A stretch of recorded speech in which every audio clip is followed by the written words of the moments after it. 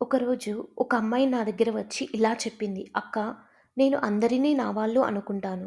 కానీ వాళ్ళు మాత్రం నన్ను బాధపెట్టేలా వ్యవహరిస్తూ ఉంటారు. అంతేకాదు, ఎవరైనా నన్నేదైనా అన్నా కూడా నా వైపు ఉండకుండా వాళ్ళ వైపు సపోర్ట్ చేస్తూ ఉంటారు. నాకు ఈ విషయాలు చాలా బాధ కలిగిస్తున్నాయి." అప్పుడు నేను ఆమెను ఇలా అడిగాను. "నువ్వు వాళ్ళను నీ వాళ్ళు అనుకుంటున్నావు కదా! వాళ్ళకి ఏదైనా బాధపడే పనులు నువ్వు చేస్తావా?" అని. ఆ అమ్మాయి కాదు, నేను చెయ్యను. అసలు వాళ్ళకు బాధ కలిగిస్తుంది అంటే, అలాంటి పనులు నేనేమి చెయ్యను అని చెప్పింది.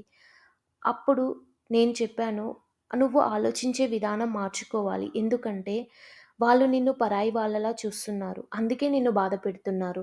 ఇక్కడ నువ్వు తెలుసుకోవాల్సిందేంటంటే, నిన్ను వాళ్ళు వాళ్ళ దానివి అనుకోవడం లేదు. నీవే వాళ్ళను నీ వాళ్ళు అనుకుంటున్నావు.